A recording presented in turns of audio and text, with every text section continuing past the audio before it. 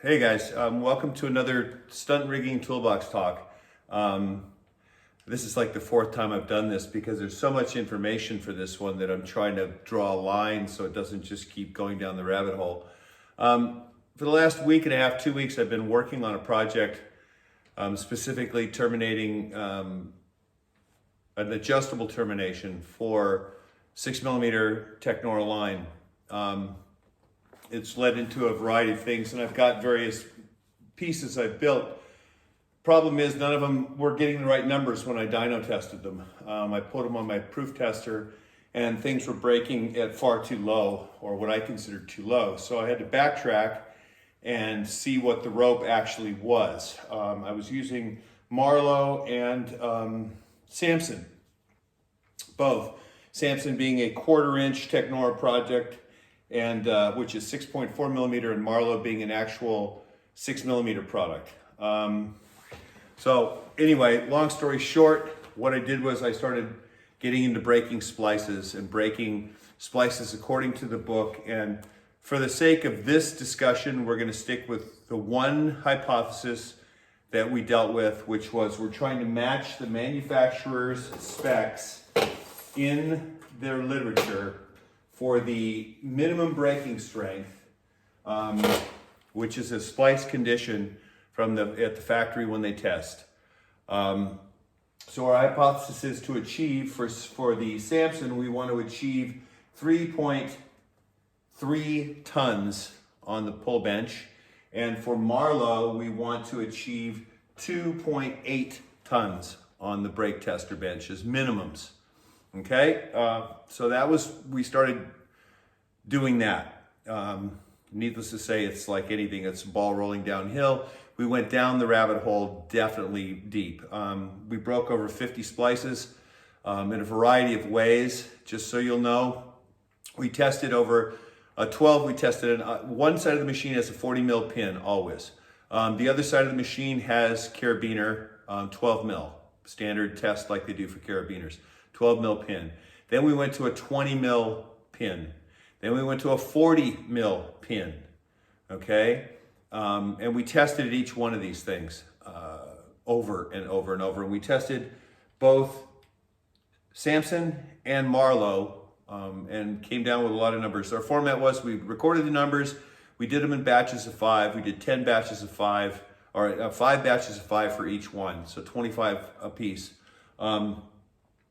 For each configuration. So carabiner with carabiner, 20mm, 40mm with thimbles. We used the steel forged thimbles for the correct rope, soft eyes, and there was another, anyway. So we went through a series of 5 and 5s, and we ended up with 25 splices of each, 50 in total, Marlowe against Samson. And we came up with a lot of very interesting data, which we're going to review that in our next toolbox talk. But for today's, we're going to go over what we did there, show you some of the results and the conclusions we came up with that. Okay? So after this, I'm just going to smash cut directly to some brake videos so you saw the various things, various levels, various pull tests. And then I will summarize that at the end. I'll keep this part short.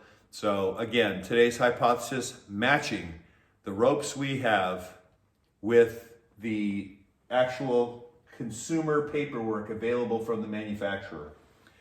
This is brand new Samson. It's 1-year-old manufacture date, but never been out of the box, never been opened, never been touched.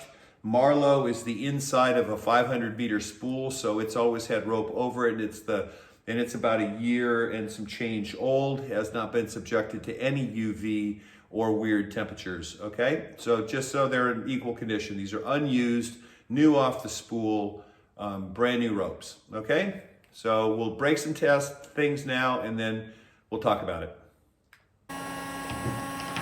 All right, this is a Marlowe 6mm. Same thing, 40mm pins, Brummel splice, both ends. So the only difference here is it's a true 6mm product, not a 6.4 Samson.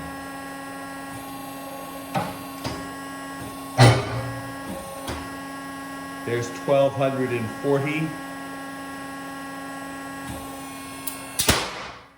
2696. 2696.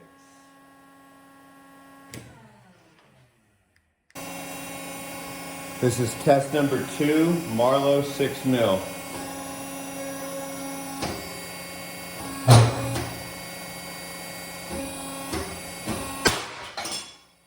$25.16. All right, this is Marlowe Control Straight Berry Splice.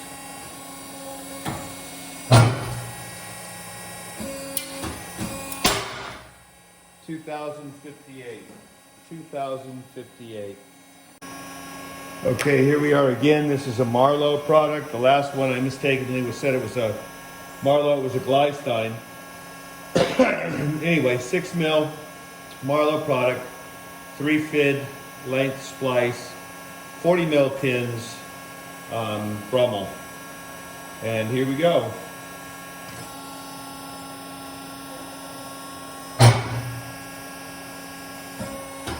Okay, that's 1,300 kilos. We're going to go to breaking. 2442. 2442. Okay, here we are again. This is a Marlowe product. The last one I mistakenly said it was a Marlowe. It was a Glystein.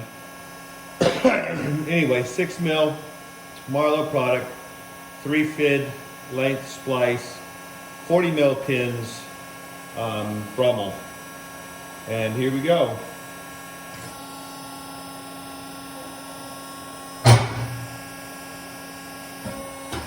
Okay, that's 1,300 kilos. We're going to go to breaking. 2442. 2442. Okay, this is 1/4 inch Samson Tech 12, Brummel spliced forged thimbles in each end, 5-ton carabiners on the pull. Okay.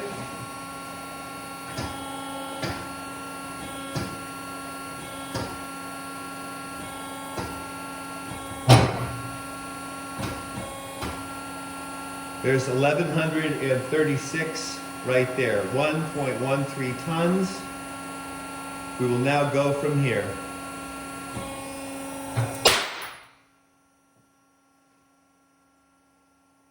$2,466, 2.5 tons. It broke at the throat with the Brummel, even with the thimble, 2.5 tons at the throat of the Brummel. Okay, the other one, when it popped and recoiled, it came out of the thimble. All right? Okay, here we are, another one, same, 1/4 inch, Samson Technora with forged steel thimbles, stainless steel thimbles on 5-ton carabiners. Interesting note, the last time it broke at the throat. This time we'll see, but also both thimbles were completely distorted, unusable at 2.5 tons, just to show you the loading. Okay, here we go.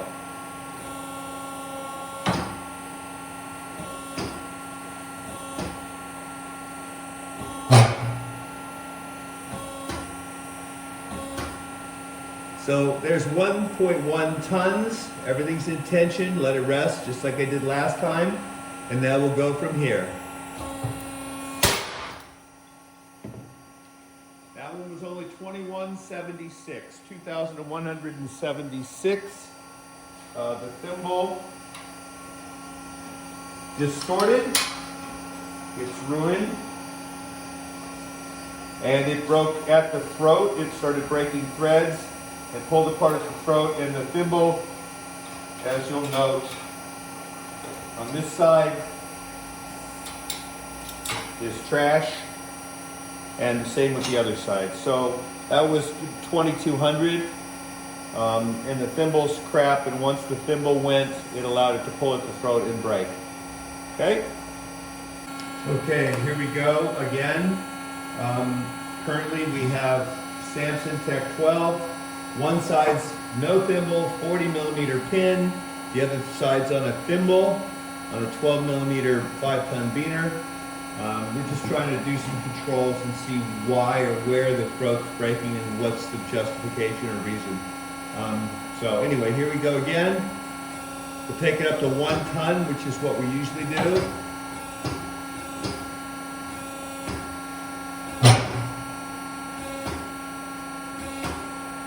There's 1.2 tons. Everything's tensioned, everything's lined up. And we'll go for broke from here. And it broke at the throat of the thimble at 2372, so basically 24. And that's after the thimble, again, deformed completely. 2.4, the thimble is shot. Yeah, this is always fun. The other side with the larger radius did not break. It did start to get fuzzy at 2.4. But it broke at the throat, at the Brummel, again. This is the most common break. This is 95% of the breaks we have here is at the Brummel throat, every time, Brummel throat. So just so you'll know, we'll go to the results and we'll collate all of that, okay?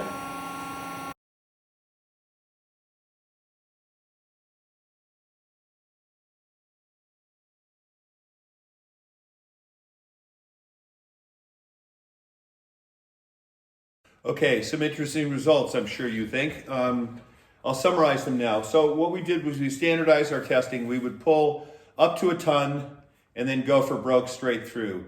The tester travels 1 meter in 18 seconds. That's how fast it moves. The samples were all approximately 1.5 meters long. Let's see, first we tested pin to pin with a Brummel splice, and that was paying attention to the directions, according to Samson, was 3 times the diameter of the pin in throat, and the pin at 40 mil is definitely way more than the diameter of the rope, because you're supposed to have 3 times the diameter of the rope. So we did the testing on that. We got various break results. I'll go over the numbers after that. Then we also tested with always on the ram heads a 40 millimeter pin with the correct splice according to the manufacturer. And on the other side, we did a smaller eye splice that went around a 12 millimeter carabiner. And we broke those. Then we went to a 20 millimeter pin and did an eye splice and broke those. And then I went to a 40 millimeter pin on both sides again and broke those. Now, these tests for splices were done exactly according to manufacturers' pick points on pulling out threads and cutting. We also, on the throats for the 40 mil pin, went 3 times that in length, so they're 120 millimeter long. They were all Brummel spliced. Well, not all. We did some that were straight berry as a comparison to Brummels. All the Brummels were 3 fid length Brummels with a twist taken out. All of the tapers fine. So then we just kept breaking and got a pile of data. We threw out the high numbers and the low numbers and averaged. I just averaged whether it was a berry splice or a Brummel splice, or whether it was over a 40 mil pin or a 12 mil pin. I just averaged all the numbers to come up with a generic average. Now, you have to notice that our machine is a brute force 12-ton machine. It moves at a certain rate of speed. Our dyno samples at a rate that's probably none of this is probably equivalent to the quality or dollar value of the equipment they have in the manufacturers. They probably have load cells that measure 1,000 times a second kind of thing, computerized. We don't have that. So this is more of a just brute force real world test, trying to match those numbers. And the interesting point is we came up with nothing matched the numbers. The Samson broke generally,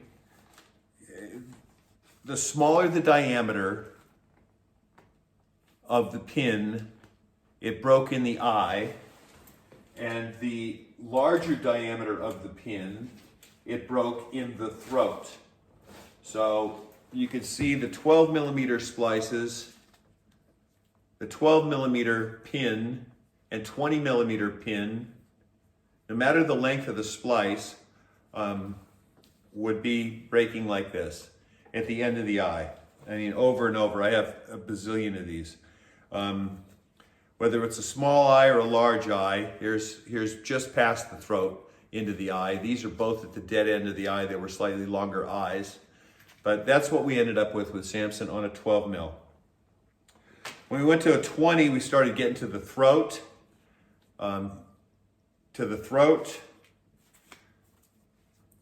Breaking at the throat was the most common denominator. Once it got above 20 millimeter all the time, it was always breaking at the throat. Now, it's not in the berry at the throat. Notice it's just at the back side above the throat because it's locked in here. So that's where it was breaking on all of them. It always leaves that tail. It's not buried in it. Okay? So what we had was breaking at the throat. And then we had, at 40 mil pins, we had the occasional, literally one, that broke at the end of one of the splice tapers, which is very infrequent. We had one for each of the samples, Marlowe and Samson, where it broke in the dead zone between both splices, but towards one splice more than the other. And both eyes held. So that was an unusual occurrence. And this one was, again, another one in the middle. It broke, and this is dead nuts between two splices, right? I mean, the last two threads of a taper and the other two threads of a taper. So that was, again, so very infrequent. Most were throat breaks or eye breaks. So now, to summarize that, the bigger the diameter, the more it broke at the throat with a Brummel, and it even broke there with a straight through and through because of the angle of the line. Samson says 10 degrees of deflection can create stress problems, and we saw that. And it gets worse as you get smaller. And we also have proven this on the 6 mil shackles when we did talk number 2 or 3 about performer connections, because we pulled a lot of these soft eyes over shackles. We also used thimbles, and what we found was on the thimbles, we would also break at the throat, and we used solid forged thimbles like this. They're relatively heavy, and what we found was that they would pull up to a certain point, and then as the thimble deformed, we would start deforming the thimble more. They're now 5 millimeters longer than they used to be and thinner. And what happened was, as they did that, they would get loose and it would break at the throat again. So we deformed a bunch of thimbles that we could throw away. And anyway, the average, I mean, we bounced between the lowest numbers on the smallest pins were 2,450, 2.45 tons. And that was, broke at the eye, ripped out the eye. And this is on a 12 millimeter carabiner. And we kept getting on the 12 mil carabiner, getting between 2,450 up to 3,000. And that 3,000, the eye didn't break, but the tail on both splices broke. So the eyes held for some reason. And it was in the same place on the carabiner. But it was the eye, and then as we went up to the next series of tests, it was 26, 27, 28, and that was all on the 40 millimeter pin. That's just as a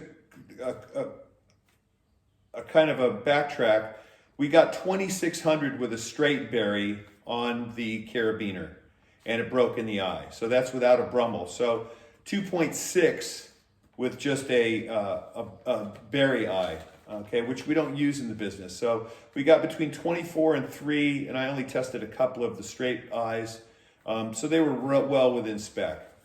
When we went to 40 mil pins, we were in the same range. And when we went to 40 mil pins, and that was with the Brummel, and we went to 40 mil pins on the straight berry, we were up to 2,900. We had a few options up to 3 and 3036, but they were odds out and we threw them out. So what we did was we averaged all of these out and we came up with the average for a Samson was 2,700 because there were a lot at 2450s, 2450, 25, 26. Most of them were in that range, 2.4, 2.5, 2.6, and there were enough at 2.7, 2.8, and up into high 2.8s to bring it to a 2.7 ton average over everything. Now that's about 85% of the manufacturer's minimum breaking strength that they test with a splice. So we're at 85% of the minimum. With Marlowe, we did the same thing, and they range from 21 to 25. And the average, I won't go through it all, it's the same format, the same everything over and over again. And at the end, we had an average of 2.43, which is 85 to 87% break of the manufacturers. Because it's a 6 mil product, not a 1/4 inch, 6.4, it's rated at 2.8 tons, and the Samson's rated at 3.3 tons on minimum. You know, the extra 500 kilos, 400 kilos, because it's 2870, call it 29 to 33, you're looking at 400 kilos. So that 400 kilo equates to the 0.4 that's left in the fibers, in the difference in the imperial size versus the direct metric. A couple issues and a couple choices. Basically, the smaller the diameter, the more it's going to blow the eye out. The straight berry splices, which we don't use unless you're going to stitch them, which we don't ever have time for or do, will gain you a couple hundred kilos. So the larger pin with the longer throat, but that's really not practical for the way we hang performers. You don't want a throat that's this long, so the angle works. So you tend to make them a medium-sized length, and even with the ratio, Samson says that the termination should be 3 times the diameter of the pin it goes around, and that throat should be 3 times the length as the diameter of that. So that would apply if you have a 6 mil line, the minimum is an 18 millimeter diameter with a 3 times 18, 48 millimeter long eye for the correct splice. So that's almost a 2-inch long eye with an 18 millimeter diameter, which the typical forged thimble is is close to a 3-to-1 diameter. Okay, they're a little shorter, but you know, if they had a little more taper on them down here, the throat, because these are blunt on the end, the throat tends to spread here. It's not as narrow as it could be. But the normal ratio, and Samson in their literature calls out a 3-to-1 on diameter and 3-to-1 on throat length for optimal. So I did that on the 40 mil pins, and I still got 2,900, you know, 2,975, and it broke at the throat. So Marlowe did the same. A couple of notes. Marlowe, here's the thing, is that Marlowe calls for a minimum D to D ratio on their rope of 20-to-1. That's like wire, because of the flexion over the shivs. They don't want to wear the inside versus the outside in terms of fiber use. Samson, on the other hand, calls for an 8-to-1 on a 6 mil braided product. So what that means in our use is that the shivs we can use for Samson are 50 mil, and the shivs minimum, according to literature, you should use for the Marlowe is 120 millimeter or 6-inch. So 2-inch versus 6-inch. Not many people in our rigging environment use 6-inch shivs as a general part of your rigging. We use it on big things, but for people it's always 2-3-inch, 75 millimeter. Once you get over that, the shivs are extraordinarily expensive and extraordinarily large and heavy, and they're just not practical. But therein lies also a problem. The real numbers we're working with are 2.4 for Marlowe, ton, and 2.7 for Samson. Based on that, the optimal D to D ratio for one is 20 to 1, the other is 8 to 1. In addition, we use the wrong pulleys because we should be using a grooved pulley that has a groove that is 10% greater than the diameter of the rope. So for a 6, that's going to be, 10% greater is 0.6. So call it 7 millimeter wide. And you need to support the rope by 2/3. So it's a 4 millimeter deep groove minimum. So now your rope stays round. None of the pulleys we use, unless you're using the Rubens or Sweeney's or a few other specialized pulleys for, usually they're theater and film pulleys only, have these grooves. We use a combination of sailing and rock climbing, which are designed for up to 14 millimeter ropes. And they have a very wide and flat surface where the rope runs over. So now you're not adhering to the manufacturer's standard for the D to D ratio over a pulley, but you're also working with a lesser number than you thought you were working. And the problem is people look at the numbers and they want to pick the biggest number there, and they want to say that the average strength where it comes off the machine in the factory is 6,870 pounds, which is like 3.7 ton. So the minimum is 2.8 ton is what they list, however they break it in the factory. And what we found here in real life is it's 2.4 ton, and that's also recommended 20 to 1 on a D to D ratio. The Samson, similarly, if you look at the Samson charts, the Samson says it's 3.7 tons in an ideal world, average strength, but its minimum breaking in a splice condition, they say, is 7,300 pounds or 3.3 tons. And what we found here is we're getting 2.7 to 2.8, 2.78, 2.8, whatever you want to call it, in the real world. So if you're compounding that with the poor choice of pulleys, you're reducing your usable load strength already. So you have to think about that. And you also have to think about your pulley selection and the longevity. Now, we don't run things long enough, as many cycles as they do for testing. And I read innumerable articles of technora fiber testing over diameters ranging from 100 to 900 millimeter in terms of how it flexes the rope and what it does to it and how long it lasts and how many 250,000 cycles kind of thing, which isn't our primary concern because we don't do that. But it does let you know that it goes, the numbers were much less than I thought when you get down into lesser, 100 millimeter or less shiv diameters, and they're getting 30 and 40,000 cycles. Now, that's a lot. We don't ever do that. I mean, 30 or 40,000 is ridiculous. But since we never use the product long enough, and we never keep it in the air and use it constant enough, it's not like it's in a permanent system that's always moving over a shiv, we can get away with the lesser pulleys, but it definitely compromises the structure of the rope. Because when you look at Samson and you look at Marlowe, this is Marlowe, and what happens is it's a very loose weave and it goes very flat. So unless it's supported in the correct shiv, it's going to pull flat across the surface. And this side is going to be stretched more than this side. So it's an uneven loading on this. So you're not getting an optimal even load. Okay?